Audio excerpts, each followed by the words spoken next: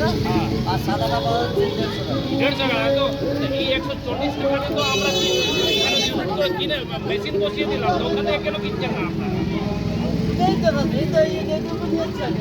অনেকদিন রাখছে, ওইটা রেখে এটা ব্যবহার করছে।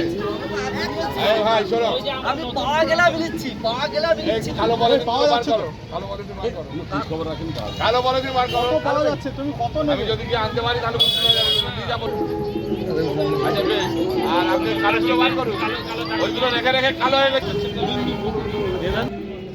আপনাদেরকে